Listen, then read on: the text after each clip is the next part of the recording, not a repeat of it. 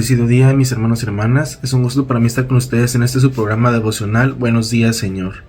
Los saludo desde el estado de Nuevo León. Mi nombre es Joshua Erazo y el día de hoy vamos a compartir un tema muy interesante que se titula El becerro de oro.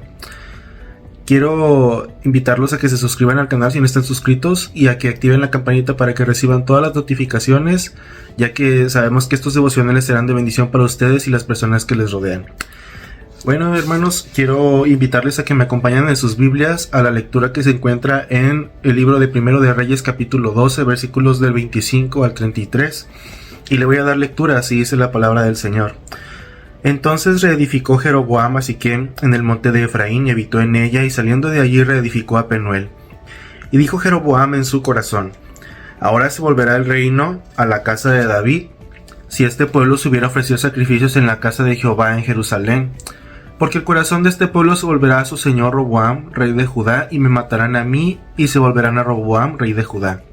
Y habiendo tenido consejo, hizo el rey 2 becerros de oro, y dijo al pueblo: bastante habéis subido a Jerusalén. He aquí tus dioses, oh Israel, los cuales te hicieron subir de la tierra de Egipto. Y puso uno en Betel y el otro en Dan. Y esto fue causa de pecado, porque el pueblo iba a adorar delante de uno hasta Dan. Hizo también casas sobre los lugares altos, e hizo sacerdotes de entre el pueblo, que no eran de los hijos de Leví. Entonces instituyó Jeroboam fiesta solemne en el mes octavo, a los 15 días del mes, conforme a la fiesta solemne que se celebra en Judá. Y sacrificó sobre un altar. Así hizo en Betel, ofreciendo sacrificios a los becerros que había hecho. Ordenó también en Betel sacerdotes para los lugares altos que él había fabricado. Sacrificó pues sobre el altar que él había hecho en Betel a los 15 días del mes octavo, el mes que él había inventado de su propio corazón, e hizo fiesta a los hijos de Israel y subió al altar para quemar incienso.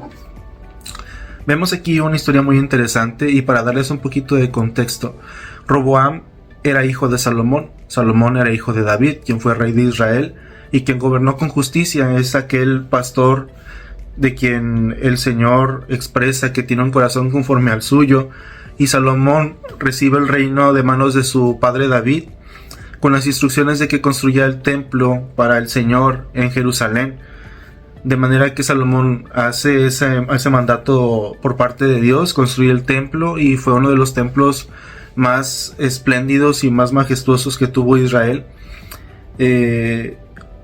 Salomón pidió sabiduría al Señor y gobernó con justicia por muchos años. Sin embargo, su corazón se corrompe. Hablemos un poquito del contexto de qué se encuentra en este momento Jeroboam y Roboam.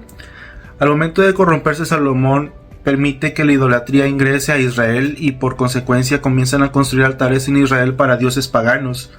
Esto obviamente enfurece el corazón de Dios, y envía a un profeta para que le dé instrucciones, o más bien para darle el aviso a Salomón de que su reino se va a dividir. La condición del pacto que Dios había hecho con David era que su descendencia permanecería sobre el reinado de Israel siempre y cuando ellos cumplieran parte del pacto que el Señor había hecho con su pueblo. Este pacto lo encontramos en Deuteronomio capítulo 28, y vemos una serie de bendiciones para la obediencia y maldiciones para la desobediencia. De manera que Salomón, al quebrantar ese pacto, Dios divide el reino, permite que Salomón termine su periodo de reinado sin necesidad de ver la división del reino de Israel. Pero una vez que Roboam toma el reino se divide, y vemos a dos personajes a partir de ahí: Roboam y Jeroboam. Jeroboam había sido puesto por Dios como rey sobre las otras tribus de Israel que quedaron fuera del liderato de Roboam, hijo de Salomón. Sin embargo, vemos una historia muy interesante aquí. Los israelitas tenían que seguir subiendo a Jerusalén a ofrecer sacrificios a Dios, de manera que era constante la visita que tenían a ese lugar, y por consecuencia Jeroboam tuvo miedo de que Israel regresara otra vez al dominio de Roboam. De esta manera, Jeroboam, en lugar de buscar el consejo de Dios, en lugar de buscar construir quizá otro templo o edificar otro templo, o llegar quizá a un convenio con Roboam para que Israel siguiera subiendo a dar sacrificios a Jerusalén, busca el consejo de personas que no tenían temor de Dios. Y vemos una decisión muy triste por parte de Jeroboam, muy necia, muy insolente. Decide construir no solamente uno, sino 2 becerros de oro. La historia se repite ya que Israel en su momento cometió ese pecado, lo vemos en Éxodo capítulo 32. En todo el capítulo vemos a lo largo de la historia de ese capítulo cómo Israel endurece su corazón estando Moisés en el monte buscando el consejo de Dios, buscando la presencia de Dios, recibiendo los mandamientos de parte de Dios. Vemos cómo Israel en su impaciencia y teniendo la presencia de Dios en el monte, en lugar de buscar rendirse delante de Dios, ellos endurecen su corazón y le piden a Aarón: Aarón, ¿por qué no nos construyes un becerro de oro? ¿Por qué no nos construyes algo que podamos adorar, que sea palpable, que podamos tener cerca de nosotros y que de esa manera nosotros podamos humillarnos delante de ese ser o de esa criatura hecha por nuestras propias manos y por nuestro propio orgullo y porque nosotros lo queremos de esa forma? Vemos que la historia se repite, vemos las consecuencias de la desobediencia. Siendo el primer mandato de Dios: no tendrás dioses ajenos delante de mí. Eso lo vemos en Éxodo capítulo 20 versículo 3.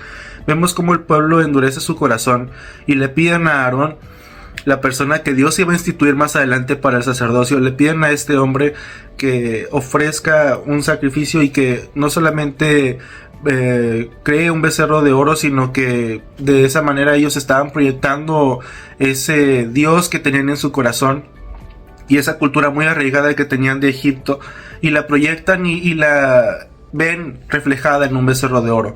Aquí lo que me llama la atención es que algunas Biblias de estudio mencionan a los becerros de oro como criaturas que tienen mucha fuerza, tienen prosperidad, representan la virilidad, y de manera que ellos querían proyectar quizá esas características y cualidades de su Dios, un Dios quizá fuerte, un Dios próspero, un Dios que les da la capacidad de tener ventajas sobre otros, teniendo fuerza, vigor.